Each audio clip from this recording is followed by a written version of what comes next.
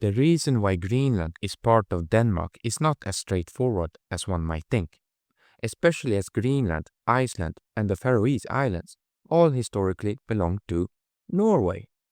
This is complicated by the fact that Denmark and Norway had been part of the same union for more than 400 years at the time when Greenland formally became part of Denmark. It all began in 1380 when Denmark and Norway for the first time joined into one union with the same king. The Norwegian kingdom at the time included several North Atlantic islands, including Greenland, Iceland, and the Faroese Islands.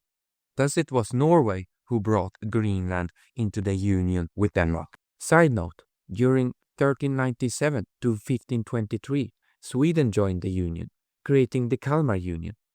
Sweden, however, left the union in 1523, with Denmark and Norway being united before, after, and during the Kalmar Union. This would remain the case until the Napoleonic Wars, more precisely until 1814, with the Treaty of Kiel. With Sweden standing on the winning side against Denmark, they could dictate much of the terms. With Sweden having lost Finland to Russia, they wanted to compensate for lost lands and thus laid claim on the Norwegian part of the Danish-Norwegian Union. Initially, this would include all of Norway, including their Atlantic possessions. But in the final version of the Kiel Treaty, these were excluded and handed over to Denmark. But why? The official story goes that a Danish negotiator managed to convince or even fool the Swedish negotiator into believing that the Atlantic territories always had been part of Denmark. With Sweden also showing little interest in the islands, these simply were allowed to formally become part of Denmark, as long as Sweden got mainland Norway, of course. As you might understand, Norway did not have much to say about these negotiations.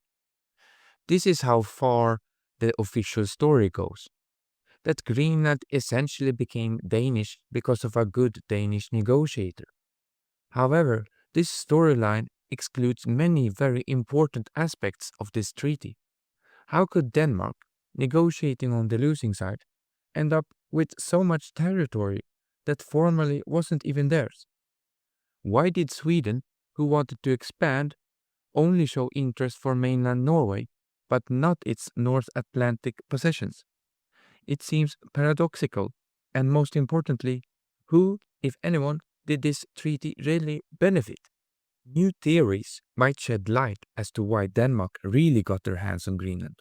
For this, see my next video on the topic, and please consider to like, follow, and share this video for more of the same content.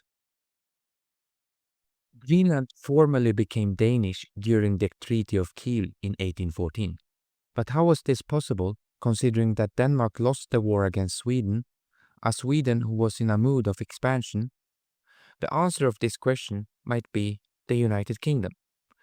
The UK, who earlier had completely destroyed the Danish navy and terror-bombed Copenhagen into submission, did most likely influence the Danish-Swedish negotiations to suit their needs.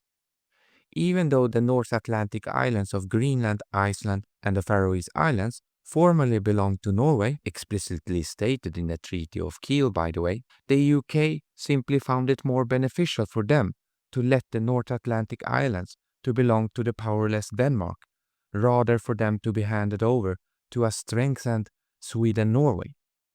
So the simple answer as to why Greenland belongs to Denmark can simply be explained by the UK wanting to keep the power balance in check in the North Atlantic in order to suit their security concerns.